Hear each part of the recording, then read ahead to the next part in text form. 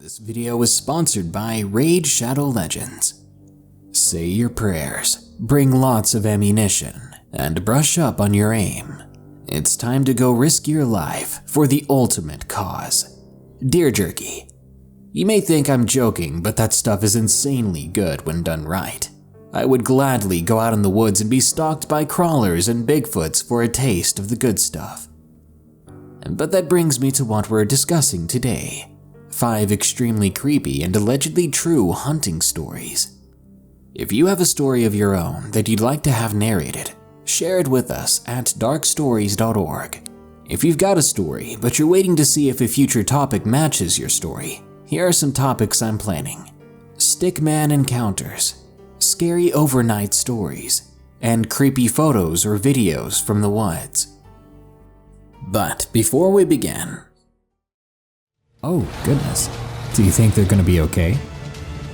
Raid Shadow Legends is bigger than ever, and now a special global tournament is happening right now. You can compete with me and millions of other players in a massive arena tournament for crazy in-game prizes and even physical prizes that winners will get delivered straight to their homes. If you don't know what Raid is, it's the brand new free-to-play mobile RPG with an intriguing storyline, incredible 3D graphics, massive boss fights, PvP battles, and hundreds of champions to collect and customize.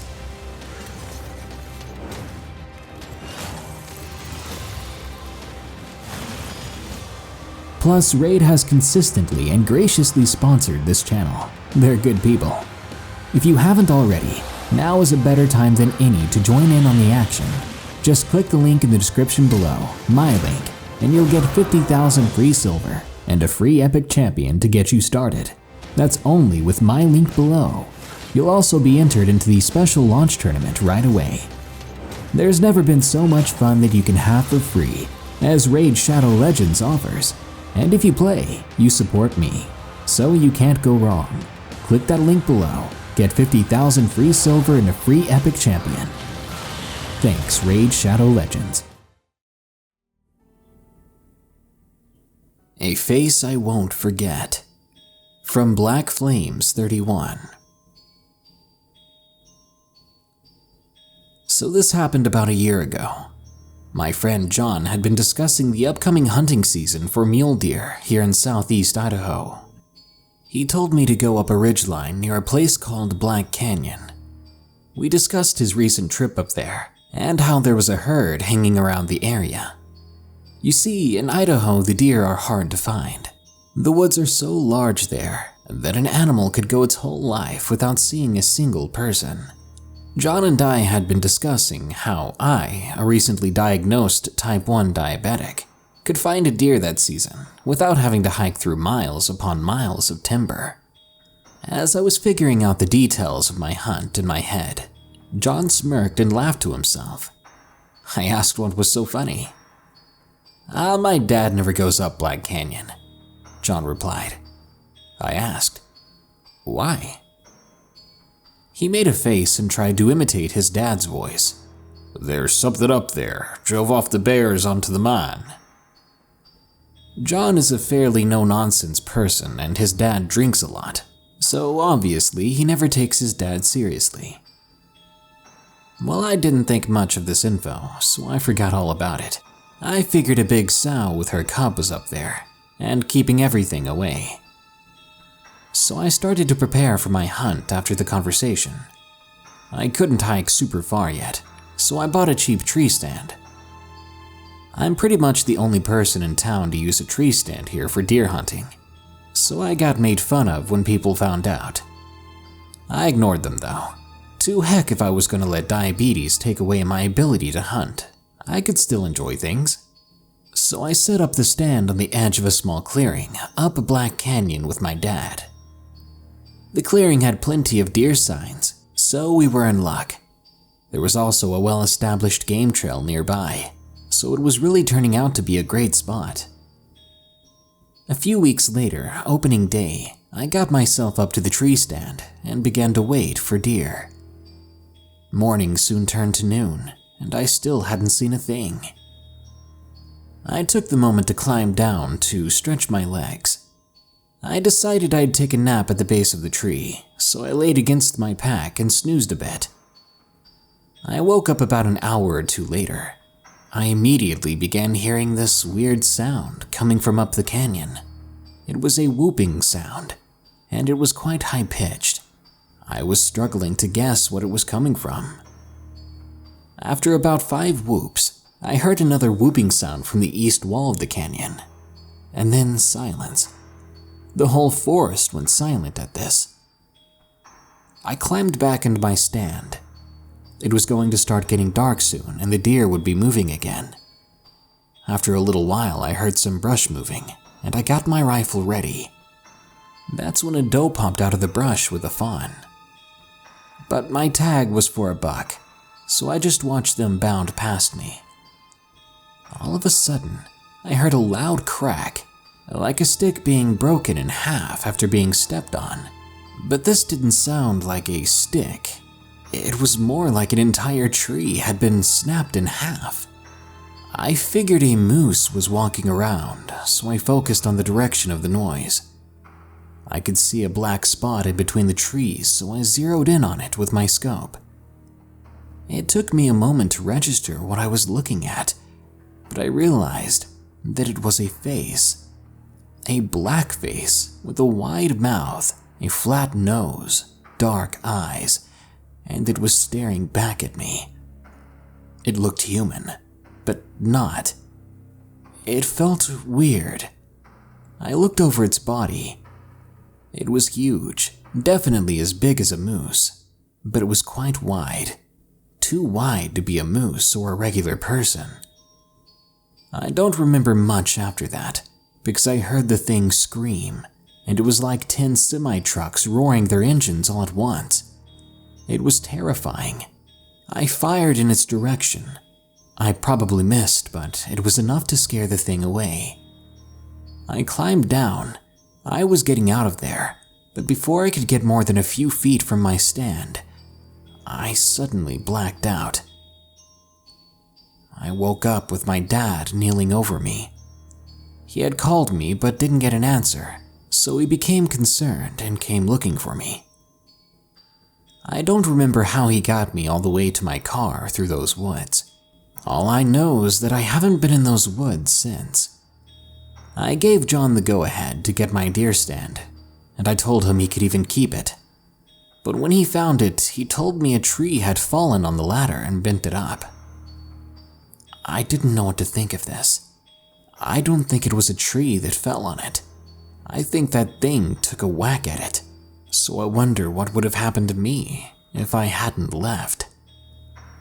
I told my dad about the thing I saw. He said he believed me. He said, lots of weird things happen in the woods. I plan on going back eventually, but not to Black Canyon, and never alone. Because I don't want to get caught alone with something like that again.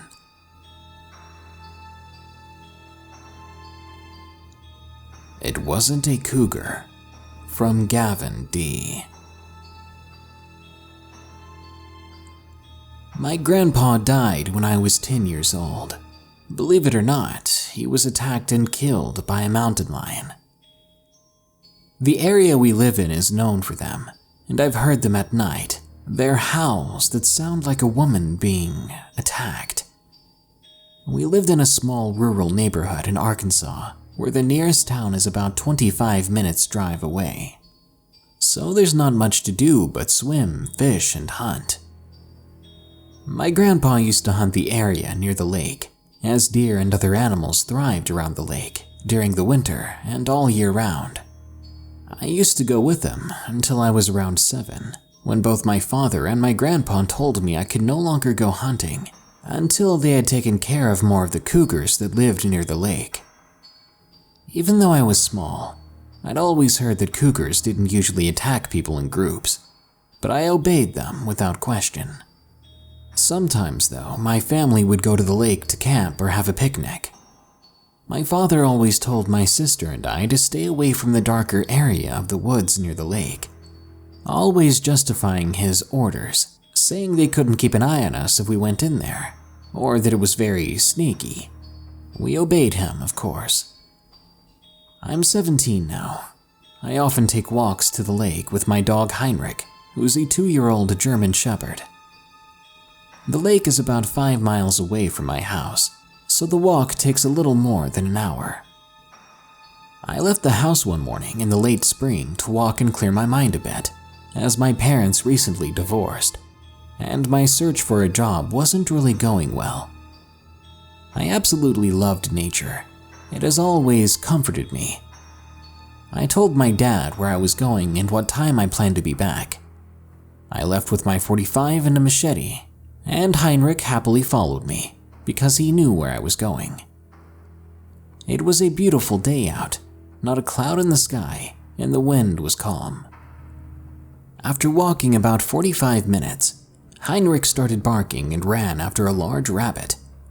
I wanted to go after him, but he always came back, eventually. I kept going, and as I was about 10 to 15 minutes from the lake, I heard a really strange noise. It was like a painful groan, but from an animal. It sounded roughly like a dog or an injured deer. I feared Heinrich had come across a mountain lion, somehow without me hearing it. I ran toward the groaning noise, and then I heard footsteps running fast behind me. I spun around to see Heinrich behind me. He looked horrified, but otherwise unharmed. I was perplexed. Then I realized that the groaning had stopped, and along with it, everything else had gone silent too. I realized then that I was in the part of the woods that was darker than the rest, the area my father had always told me never to go in. Heinrich startled me when he began to growl. He was staring at something in the distance, and then I saw movement, light brown like a deer. But it looked wrong when it came into view. It was not a deer at all. It wasn't a cougar for that matter either. This was something I'd never seen or heard of before, something I never even imagined could exist. The creature was frail but large, with yellow eyes, and that freaking face. A face that looked like a rat was placed in a grinder head first. It had massive fangs and matted wet fur. Whatever it was, it quickly noticed us. Heinrich had alerted it with his growling. The creature stood up on back legs and walked toward me, one slow but sure step at a time. I panicked, and then I remembered I had a .45. I hoped that it would scare it away or hurt it enough that I could get away in time. I aimed down the sights and then fired 3 times quickly. I know at least one of those hit because it screamed the most god-awful sound I'd ever heard.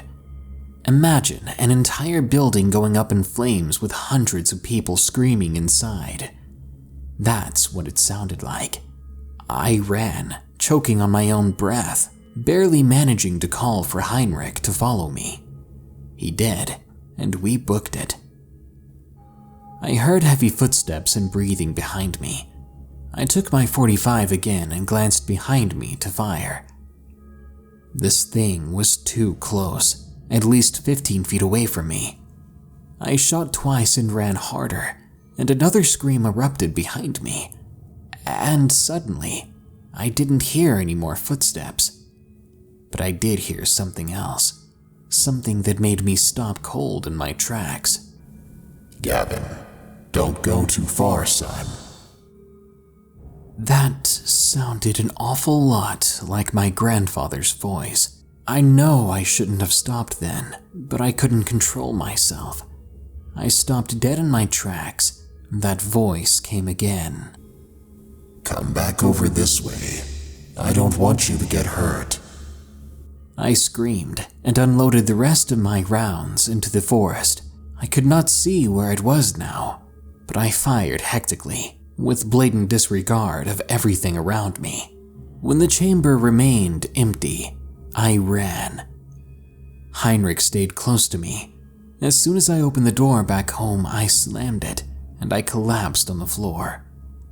Heinrich lay beside me, just as tired and traumatized. "The hell are you doing, son?" my dad demanded when he saw me. I couldn't speak though. I could just look back at him. He saw on my face that I was scared. He asked me a million questions and asked if a cougar had tried to attack me. I looked at him, and the only thing I could stutter was, "Not a cougar." He looked a bit confused. I took a deep breath and said, "I don't think it was a cougar that got Grandpa." I told him my story, but I don't know if he believed me. I know what the heck I saw, and something makes me think my father does too, deep down. That was 8 months ago. I sometimes hear my name being called from the woods. I dread seeing that thing again, but I feel as if it's waiting for me. That alone keeps me awake at night. The Bigfoot, from Trevor L. This all started towards the end of spring in 2016. I was hunting in the woods one day. It was fairly quiet, and I didn't think much of it.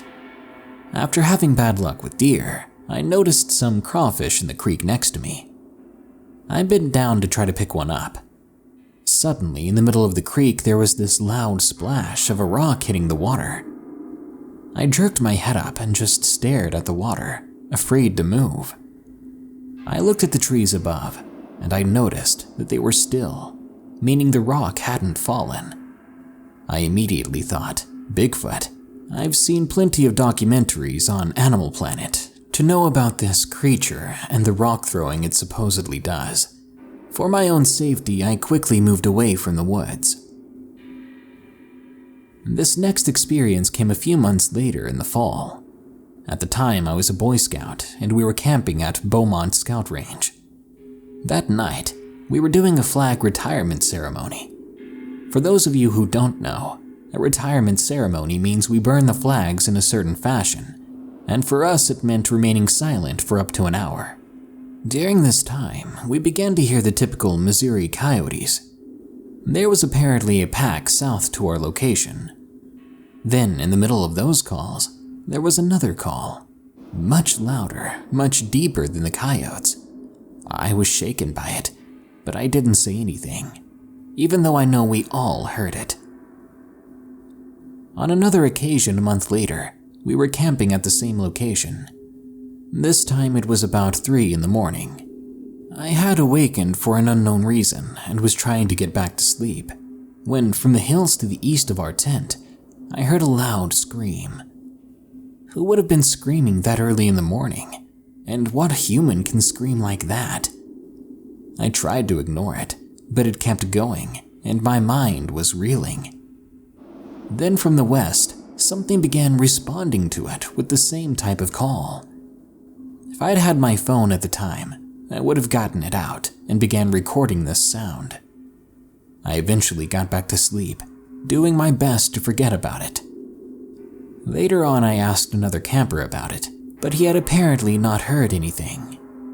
A couple of years passed, and it was soon the spring of 2018. I'd forgotten the previous experiences and had resumed hiking in the woods behind my house. It was always so peaceful there, and on this particular day, I had been bird watching. I was walking home quietly, maybe talking to myself about something stupid, when a small reddish-brown animal ran across the creek, back up onto the bank, and then out of sight. I didn't see it for very long, but in the short period of time that I did, it reminded me of one thing: an adolescent ape. A month later, I was a few hundred feet from where I saw this thing, when from the other side of a ridge, I heard a splashing in the creek. Something was running around in the water, and I could hear it getting closer. I was expecting a massive ape to run over the ridge. The thought of this freaked me out, but nothing ever showed up. It just stopped instead. I waited where I was standing for what felt like hours, before hastily rushing to my home. I later read that some researchers believe that mother Bigfoots will drop their babies off at a location for periods at a time, sometimes days, while they go hunt. I believe that the areas behind my house are one of these nurseries, and that what I may have seen was a baby, and that maybe I was mock-charged by the parent. Of course, I'll never know. I'm going camping again this weekend, so maybe I'll experience some new activity. What I didn't know. From Anonymous. I have no idea what I found deep in those hillside woods. There was no precedence in my mind for the shape that presented itself in front of us that day. Well, 20 years ago, my life was fairly aimless. I was a year or so removed from high school, and I was working at my family's business with the aim of eventually taking it over. Most of my friends had left our small town for college or greener pastures, so I, along with one of my few remaining friends, Jeff, would frequently spend our time enjoying some of the outdoor activities that our surroundings presented. Some days we fished, others we would swim or boat ride. When in season, we would hunt game, like white-tailed deer or the recently reintroduced elk species. We were riding in Jeff's Jeep, enjoying some off-roading on the logging trails that snake their way through the surrounding mountains. It was about 9:30 in the evening, and the sun had just made its way beneath the horizon by the time we made it out onto the trails. Most of the paths we took were wide and flat, paved with gravel and bits of sandstone and coal that fell out of the big dump trucks as they went about their business hauling. The trail we had wandered onto was one that neither of us had ever encountered. It meandered its way around the back side of the mountain and had become little more than a dirt path that was only slightly wider than our vehicle. Tree branches stretched out like the twisted, leprous arms of some forgotten beasts in the wild. That aside, we were enjoying ourselves and didn't pay these ominous signs any attention. About an hour had passed before we realized that we were well off the main trail and we needed to turn around to keep ourselves from not being able to get out.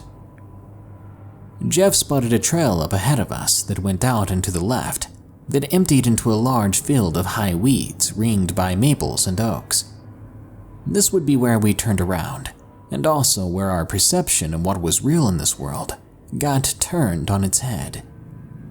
As he slowed the Jeep down and made the turn, the headlights swept out over the tops of the weed shafts and settled onto a large, dark silhouette. Jeff slammed his foot onto the brake pedal and sat motionless in his seat. So did I. We both stared out the windshield at a spot in front of the Jeep where the lights settled, but our brains weren't making sense of what our vision was feeding it. Standing at a height of about 8 to 10 feet tall and about 4 to 5 feet wide was something that I hadn't seen up to that point in my life, something that I have not witnessed yet again. Where the light should have bounced off at different angles and shapes of the body in front of us, instead it seemed to soak into this shape. The black that made up the only discernible difference from the landscape around it was such an absence of any light that it honestly looked like it was drinking in the light. So instead of being able to see the shape illuminated by the lights, we could only see that it was there by looking at the trees and shrubs around it. Its shape was like that of a large man with a broad-rimmed hat and some kind of overcoat.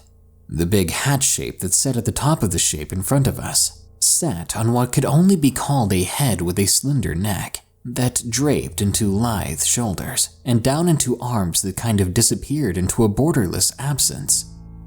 There were no legs to speak of, nor were there any facial features. "Do you see what I see?" I managed to ask Jeff in a horribly shaky voice. He didn't reply, but instead threw the shifter into reverse and slammed the gas pedal against the floorboard.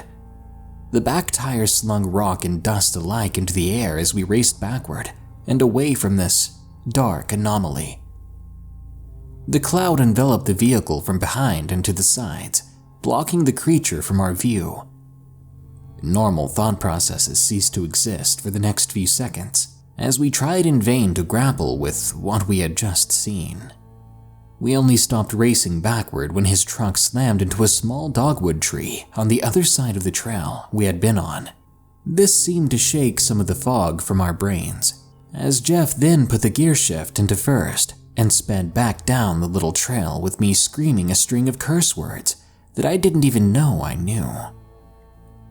As the tires finally met with asphalt further down the mountain, we looked at each other for the first time since seeing the Hat Man.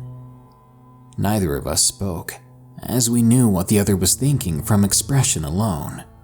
He dropped me off at my place, and I stepped out of his vehicle not knowing what to say. I turned to look at him. We both simply nodded to each other. Sadly, we never got the chance to talk about it again.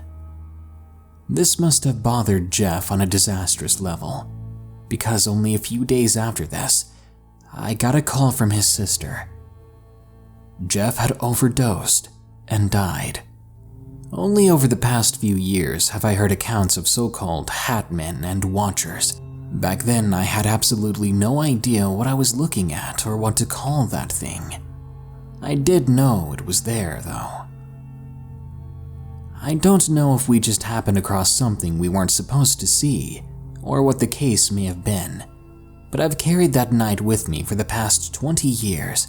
This is my first time trying to put it on paper, and if I had a moral to share with you, it would be, just be careful out there. I was the hunted. From America's Hottest Redneck. This took place in the woods of Kentucky in the fall of 2018. My grandmother had given me a hunting rifle for my 17th birthday, so I was excited for hunting season. Disappointment came when I did not get paid enough to purchase a hunting license or tags. My grandmother and mother surprised me with all the things I would need to hunt that year, though. My grandmother owned 32 acres of land in southwest Kentucky, so I was planning on hunting for deer on her property. That was a decision that I regret terribly. I went to her house that day excited to get outside. I showered, ate breakfast, and went out to the stand. When I made it to the stand, I climbed up into it and loaded my rifle. I sat very still as I waited for a deer to show up. I remember feeling very drowsy. I must have fallen asleep because when I woke up, 2 hours had passed. I checked my phone and saw the time, 12 p.m. It was lunchtime. I started down the ladder of the stand when I noticed something moving behind it. It was a tall creature standing in the darkness of the woods. I couldn't make out many details, except that it stood nearly at the top of my 8-foot ladder stand. I heard a low growl emit from it when it noticed that I had seen it. One word came to my mind: run. I jumped down the rest of the way to the ground, and I sprinted. Whatever that thing was jumped into the sunlight after me, and I finally got a good look at it. It looked like the biggest wolf I'd ever seen, but wolves don't stand on their hind legs. I fired at it with my .30-06 hunting rifle. I heard an immense yelp, but instead of it slowing down or stopping, it charged me even faster. I did not think I could make it to my grandmother's house. At one point, I swear I could feel it breathing on my neck. But I made it back to the house. I shut the door and locked it and reloaded the rifle. My grandmother smiled and asked if I got anything. After taking a deep breath, I simply told her I had spotted one, fired and missed. Beware the woods of Kentucky. There are things that lurk in those woods that will kill you if they get a chance. I'm simply lucky that I made it out of there. I guess that massive wolf wasn't hungry enough, or it simply wanted me to leave its forest.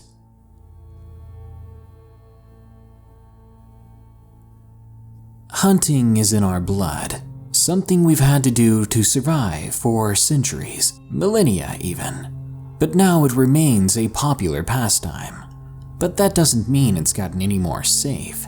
Hunters often go missing, some remain to be found, others come back permanently changed. When you go hunting, you risk becoming hunted by something bigger, something scarier than you. Good night. If you enjoyed this episode of Darkness Prevails, be sure to like, share, comment, and subscribe. If you want your story narrated, share it with us at darkstories.org. Don't forget to check out our sponsor, Raid Shadow Legends, by clicking my link below. It really helps out. You can also support the show by donating on Patreon via the link in the description, or checking out the other link in the description for my merchandise. Now, as usual, here are my 5 favorite early comments from our previous full video about 5 Alone in the Woods horror stories. Jose Chavez says, "Time to go fishing in the woods. Wish me luck." Well, don't go alone, of course, and you should be fine-ish. Cody Farmer Riley says, "I would be more excited than scared if I ran into a monster." Me too, until you hug it and it hugs you back with its teeth. Chelsea Powers says, "I'm trying to get top 5. Love the stories." Well, you were almost there. I know how hard it is to beat the top 5 comments. I honestly have no idea how people do it. Maybe they have a comment typed out beforehand, have it copied onto the clipboard, and then just paste it as soon as the video uploads. These peeps are professionals. Very Rare says, "First thing I hear is, 'Are you lonely?' My guy, I'm so lonely that my parents wouldn't even realize I'm dead until they tell me to wash the dishes." Hey, didn't you know? That's why most parents have kids, to do the freaking dishes and take the trash out. That was my childhood. And Austin Wynn says, "I'm about to get scared every time I see a tree. I'm ready." I'm already there, man. I've been there for years, but I don't recommend it. Well, that brings us to the end of this Darkness Prevails episode. But don't you worry, because more scary stories are on the way soon. So stay tuned. Until next time, here are the credits to my amazing patrons who continue to donate. They're great people. Remember, stay safe out there and stay creepy, because this world is a strange one.